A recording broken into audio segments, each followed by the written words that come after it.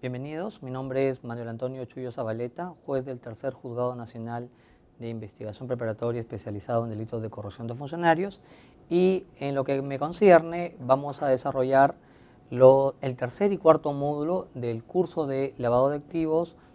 propuesto por el equipo técnico de implementación del nuevo Código Procesal Penal. En lo que corresponde al módulo 3 es lo que se va a referir o lo que guarda relación con las nuevas formas de criminalidad en el delito de lavado de activos, y a su vez está compuesto por lo que corresponde al estándar probatorio y el modus operandi o las formas en las cuales se comete este ilícito.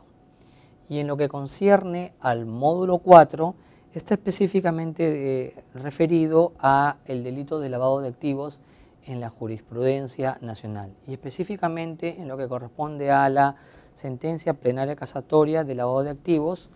la sentencia plenaria casatoria número 1/2017 de fecha 11 de octubre de ese año. Vamos a iniciar entonces con lo que corresponde al estándar probatorio y modus operandi. Recordemos que estos dos módulos de alguna u otra forma se complementan, debido a que el tema, por ejemplo, que corresponde al módulo 3, de alguna u otra forma también es abordado en la sentencia plenaria casatoria que vamos también a desarrollar. En lo que corresponde al modus operandi, vamos a empezar por lo que corresponde al modus operandi. Dentro de la experiencia como juez del Sistema Nacional especializado en delitos de corrupción de funcionarios, y como es de público conocimiento a través de la información que emiten los diferentes medios de comunicación,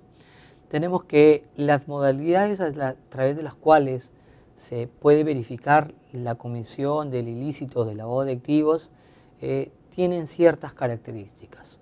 Una de ellas es, por ejemplo, es la de utilización de empresas, sean empresas nacionales o las denominadas offshore, ¿no?, a través de las cuales se realizan las operaciones que regula el Decreto Legislativo 1106, ¿no?, en sus artículos 1, en las diversas modalidades, en los artículos 1, 2 y 3. Sean actos de conversión, transferencia, actos de ocultamiento y tenencia, o lo de que corresponde al transporte, traslado, ingreso o salida del territorio nacional de dinero o títulos de valores de origen ilícito. Y lo que se puede ver con cierta recurrencia es que, por ejemplo, en los casos de utilizar una offshore, se puede ver que, conforme lo han venido informando los medios de comunicación, se ha hecho uso de offshore que ya han sido previamente constituidas en el extranjero, con cierto objeto social, con cierta temporalidad de vida, o un cierto espacio de vida, o un tiempo ya de vida y vigencia, y estas offshore son las que, con ese objeto social que tienen, adecuado a la finalidad que se quiere utilizar, son utilizadas para captar el dinero de origen ilícito. Esto, la vinculación que existe entre estas offshore y, por ejemplo, el dinero de origen ilícito, lo que se ha visto también a través de los diversos casos son la suscripción de contratos ficticios o aparentes que no han sido de alguna u otra forma desarrollados o llevados a cabo o ejecutados por aquellos sujetos que participan en esta relación contractual ficticia. Por ejemplo, un contrato de una locación de servicios, de ciertas asesorías financieras, inmobiliarias u otras. Una vez identificado, digamos, ese contrato ficticio, el paso, siendo este el primer paso, o suscrito este contrato ficticio, suscrito el mismo, el paso siguiente que se ha solido verificar o que se suele presentar es el referido ya al de la transacción en sí misma, como el denominado acto de conversión o de transferencia. Es decir, firmado un contrato ficticio de una cierta prestación, como lo hemos dicho hace un momento, viene el paso 2, que es la operación o esa transferencia de ese dinero. En el caso de, por ejemplo, llevarse a cabo esa transferencia a través de una offshore, lo que se ha podido ver es que en la modalidad de estos ilícitos se suelen utilizar empresas que tienen un domicilio fuera del territorio nacional, en los denominados paraísos fiscales, como ya se ha dicho. Y una vez efectuada esa transferencia o ese depósito o esa cantidad dineraria que ya ha sido recibida por aquella empresa offshore, es que se suelen dar a veces transferencias posteriores y en algunos casos se ha podido ver que incluso esas transferencias posteriores, sea a otra offshore que tampoco estaría domiciliada en el territorio nacional, o también a transferencias a empresas ya que estarían domiciliadas dentro del territorio nacional. Lo que se ha visto, otra modalidad en el delito de lavado de activos, lo que suele pasar también es que, por ejemplo, y de acuerdo a la normatividad civil que a la vez permite este tipo de operaciones, es de que empresas, por ejemplo, que no están domiciliadas en el territorio nacional, pero pueden realizar actividad empresarial o pueden desarrollar cierto objeto social dentro del territorio. Por ejemplo, la normatividad civil permite que empresas que están constituidas en el extranjero puedan formar a su vez otras personas jurídicas dentro del Perú, sea como socios fundadores, accionistas u otros, ¿no? Entonces, esa sería, digamos, una de las modalidades o la modalidad que suele ser la más recurrente a través de los cuales se vienen dando la denominada operación o el modus operandi del lavado de activos. Continuando con ese modus operandi, luego que vemos que esa empresa que recibió el dinero en el extranjero o en el territorio nacional y que a su vez luego forma parte de otra empresa, como lo hemos dicho, como un socio, fundador, accionista u otro, se constituye y en virtud de ese objeto social desarrollan ya la actividad empresarial lícita, ¿no? Por ejemplo, llevar a cabo las actividades sean, por ejemplo, ¿no?, de compra y venta de ciertos productos, llevar a cabo labores de asesoría financiera, inmobiliaria, mercantil, societaria u otra. Y esa a su vez de que con ese ya dinero que fue inicialmente recibido por una offshore extranjera, por una empresa extranjera offshore, y que ya ha sido introducido a través de una ya empresa o una sociedad ilícita, es que se produce el lavado del dinero. Y es así como luego de ese aporte, por ejemplo, que podría darse del dinero ilícito, el ingreso al sistema económico financiero nacional, la generación de ganancias, es de que ya se estaría dando o configurando todos los pasos del delito de lavado de activos, como por ejemplo hemos señalado en los actos de conversión o transferencia. Lo que se suele cuestionar y de alguna u otra forma también lo ha tenido en cuenta la sentencia plenaria casatoria 1 de 2017 es dentro de todo ese camino o el íter de este delito, el camino de este delito es que conforme va avanzando y conforme al principio de progresividad, es que se requiere de cierto estándar de prueba o estándar probatorio. En lo concerniente al estándar de prueba, el acuerdo plenario, y estamos acá de alguna u otra forma también entrando a lo que es el módulo 4, que se refiere a la sentencia plenaria casatoria, al estándar de prueba está referido a dos puntos específicamente. De un lado se refiere a la verificación de los elementos objetivos y subjetivos del tipo penal que en sí contienen aquello que es de acusación y va a ser objeto de juzgamiento. Y el estándar de prueba también está referido como segundo punto a la acreditación de la vinculación del acusado, investigado del acusado, con los elementos del tipo penal, sea de acuerdo a la imputación que se realiza, sea autor o partícipe del ilícito, teniendo en cuenta pues los artículos 23, 24 y 25 del Código Penal. El estándar probatorio tenemos que Está referido también, de acuerdo a la sentencia plenaria casatoria 1/2017, y específicamente así también se menciona, a la acreditación o la verificación del origen ilícito de los activos. Y esto es relacionado que el origen de estos activos ilícitos deben tener como una actividad precedente, como un hecho o una actividad precedente criminal, una actividad criminal precedente o que la antecede a este delito, y respecto de los cuales el sujeto agente o el sujeto activo conoce o debía presumir la ilicitud del mismo. Y esto está de alguna u otra forma abordado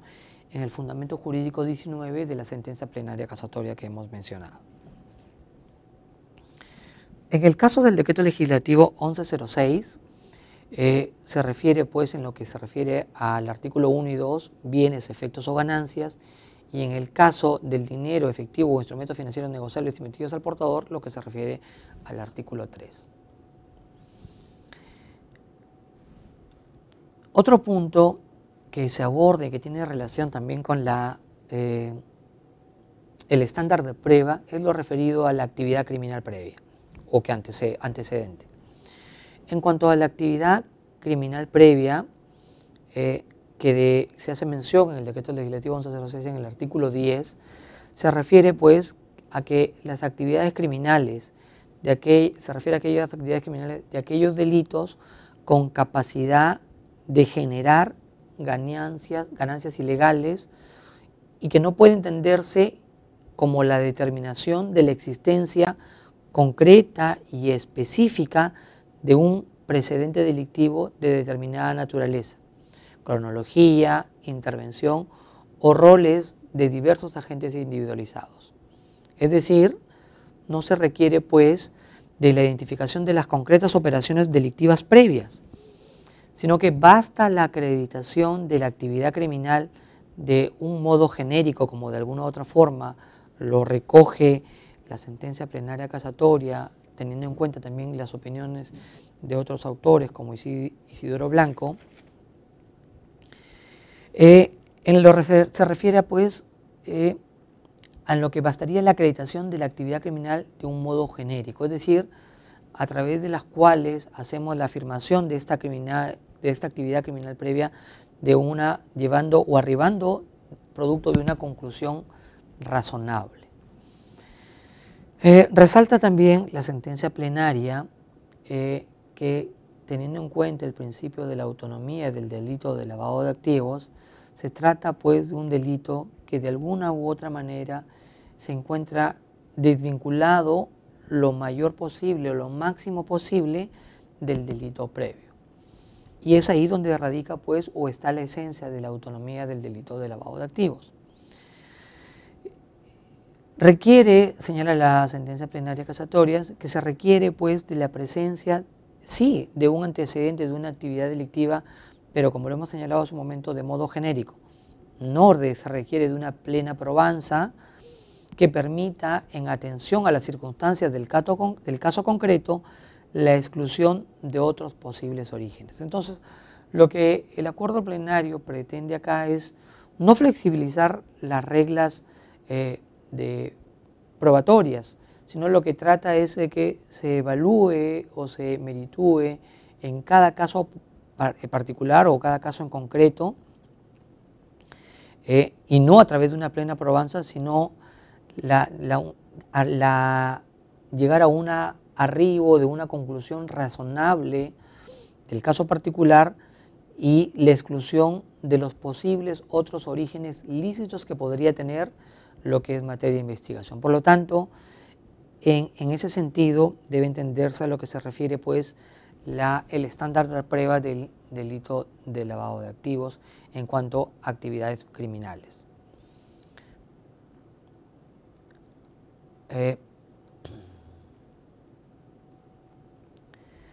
De esta forma, el delito de lavado de activos, debemos resaltar que,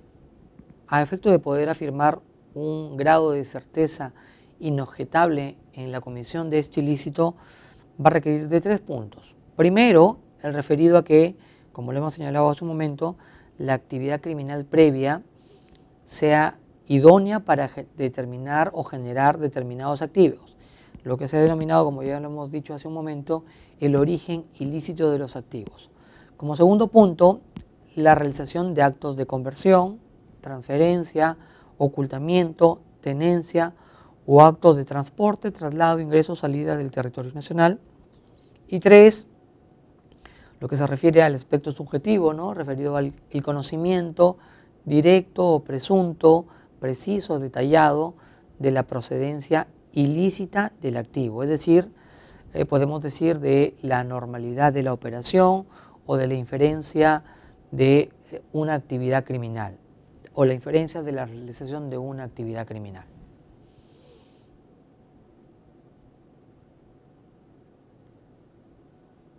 Debemos tener en cuenta que al hablar de estándar probatorio, estamos de alguna u otra forma haciendo mención a lo que regula la prueba indiciaria, o lo que es regulado también la prueba indiciaria dentro del Código Procesal Penal. Así tenemos que el artículo 158, regulado en el artículo 158, apartado 3 del Código Objetivo, el recurso de nulidad número 1912-2005 Piura, que es una ejecutoria suprema vinculante, el acuerdo plenario 1-2006 y el acuerdo plenario 2-2010. Y eso, en el caso particular del delito de lavado de activos, los denominados indicios que podríamos afirmar serían pues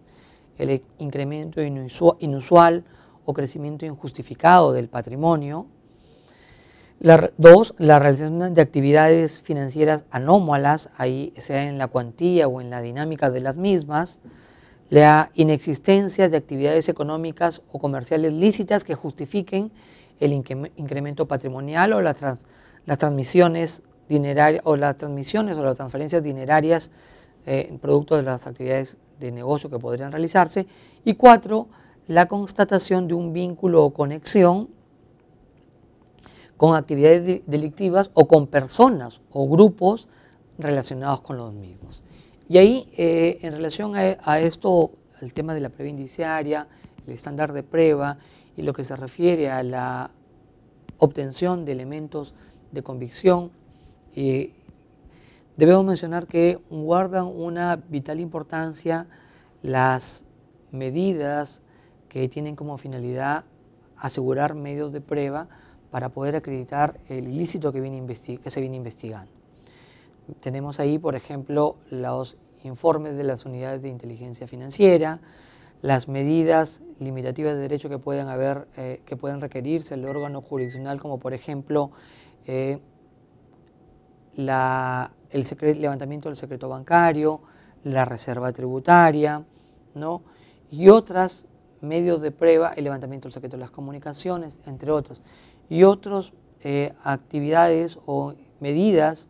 de carácter procesal que van a poder afirmar y acreditar pues estos indicios que les he señalado hace un momento.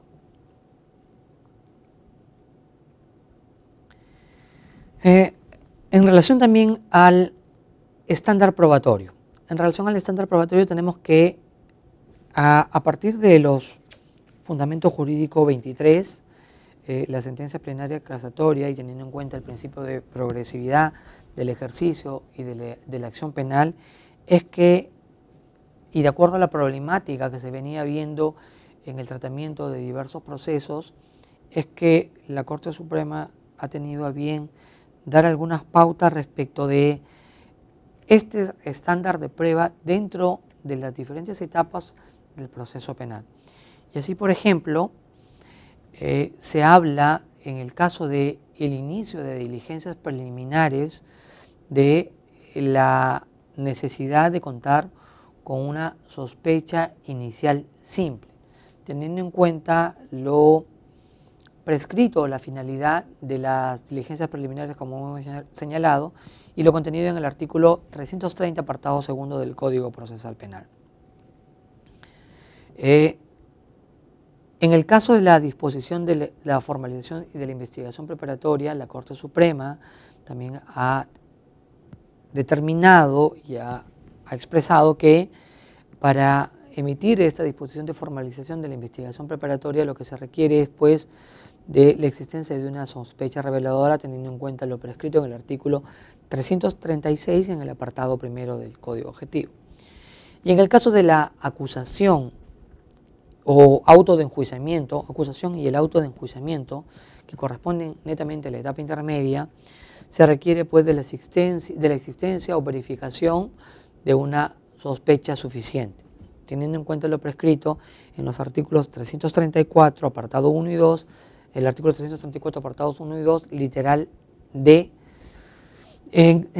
haciendo una interpretación contraria de dicho artículo. Particular mención es lo que la Corte Suprema también ha tenido bien abordar y señalar que en el caso de la imposición de una medida de coerción, en este caso de la prisión preventiva, se requiere un estándar de prueba distinto a los tres que hemos señalado anteriormente. Y habla la Corte Suprema o determina la existencia de una sospecha grave, teniendo en cuenta el artículo 336 del apartado primero del Código Procesal Penal. Vamos a desarrollar ahora sí cada una de estas sospechas que ha regulado la sentencia plenaria casatoria. A partir del fundamento jurídico 24, la sentencia plenaria casatoria, se pueden ver aquellas características de cada una de estas sospechas que la Corte Suprema ha tenido bien identificar. Así pues, en el caso de la sospecha inicial simple, habla de pues, la existencia de puntos de partida objetivos, es decir, hechos concretos con cierto grado de delimitación. Experiencia, habla también de lo referido a la experiencia criminalística de que se ha cometido un hecho presuntamente punible, la posibilidad de comisión delictiva y el juicio de posibilidad que realiza el fiscal. Como sabemos, al dar inicio a una investigación preliminar, no se tiene en sí, digamos, el escenario total en el cual se podría firmar la comisión de dicho ilícito, del delito de lavado de activos o de otro ilícito, ya que la finalidad de esta investigación preliminar es determinar, pues, en efecto, si este hecho se produjo, ocurrió, aconteció, y así como también determinar, pues, la participación de aquellas personas a quien se les podría atribuir dicho ilícito. Lo que suele pasar en la práctica es que se suelen dar a veces datos objetivos que no son de alguna u otra forma concatenados y no son hilados o de alguna forma unidos en un grado de razonamiento consecuente, lógico, concatenado, que me permita a mí, como operador jurídico, afirmar a partir de esos datos objetivos, afirmar la posibilidad de una comisión delictiva y, en el caso del Ministerio Público, realizar pues ese juicio de posibilidad que éste realiza respecto del delito que pretende investigar y a quien podría haberlo cometido. Consideramos que esto no es suficiente dar datos objetivos, sino que de alguna u otra forma, de manera concreta y precisa, se pueda pues determinar cómo es que a partir de esos datos objetivos se llega a la afirmación o la conclusión de ese juicio de posibilidad de comisión delictiva, ya que esto a su vez está de alguna u otra forma relacionado con el derecho de defensa que le asiste a aquella persona que es investigada de conocer los cargos por los cuales se le viene investigando, pero no como cargos entendidos pues como un hecho determinado, delimitado en espacio de tiempo y con cierto grado de precisión, sino como aquella, teniendo en cuenta que estamos hablando de una etapa preliminar, sino como aquel juicio de posibilidad que se realiza para dar la apertura de esta investigación preliminar. En el caso de la formalización y lo que hemos denominado una sospecha reveladora, la sentencia plenaria habla específicamente de datos básicos que sirven o que sirvan de indicio de una determinada conducta de lavado, es decir, si nos estaríamos en las conductas que se encuentran reguladas en el artículo 1, 2 o 3 del Decreto Legislativo 1106. También se requiere pues de aquella precisión de los elementos de convicción que sustentan o son la base de haber procedido al ejercicio de la acción penal emitiendo esta disposición de formalización, ¿no? Con cierto grado o nivel de acreditación. Y esto producto de la actividad de la investigación preliminar que se ha llevado a cabo producto de esta investigación preliminar inicial, la cual permite tener un mayor grado de claridad sobre los hechos que estoy investigando. Teniendo en cuenta lo que hemos señalado hace un momento, teniendo en cuenta la autonomía del delito de lavado de activos, es preciso también mencionar que esta actividad criminal previa debe ser indicado también de un modo genérico, pero con un cierto grado determinado nivel de acreditación, sin perder la generalidad y a partir de la presunta ilicitud concluir en el ilícito de lavado de activos. Y por otra parte, hablar también de la probabilidad o de la participación ya dentro de esta etapa de la intervención del imputado o aquellas personas que están siendo sometidas a esta investigación preparatoria. En lo que se refiere a sospecha suficiente, la Corte Suprema ha mencionado pues a que se trata ya pues de una imputación completa, específica, exhaustiva, que obviamente producto de los elementos de convicción que se han podido recabar, ya se acredita a la vez una probabilidad de condena de aquella persona que está siendo sometida o a quien se le atribuye este ilícito. Es decir, un juicio de probabilidad positivo, ¿no? Pero que es menor al que requiere una condena. Y en lo que corresponde a la sospecha grave, ¿no? En el grado que corresponde o que es parte de la medida de coerción de prisión preventiva, se habla pues de un grado de sospecha mayor al de las sospechas que hemos señalado, específicamente de la sospecha suficiente, pero siempre en un estándar inferior al de la condena. Lo que se tiene que verificar en el caso de una sospecha grave, pues, es la existencia de un alto índice de certidumbre o de verosimilitud acerca de la intervención del imputado en el hecho delictivo que se está atribuyendo. Pero todo esto obviamente tiene que ser verificado en el caso concreto o particular del cual se esté tratando. Obviamente en aquellos delitos de repente de menor complejidad, como los delitos comunes, obviamente de repente este grado de sospecha mayor a la sospecha suficiente o este alto índice de certidumbre puede ser apreciado con mayor claridad. Mientras que en el delito de lavado de activos, organización criminal o corrupción de funcionarios, entre otros, podría requerir de repente no una claridad, digamos, como en los otros tipos de delitos, pero sí llegar a afirmar a ese grado o a ese alto índice de certidumbre o verosimilitud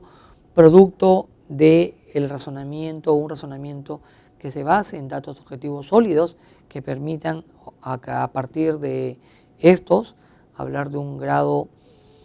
alto grado de certidumbre o de verosimilitud.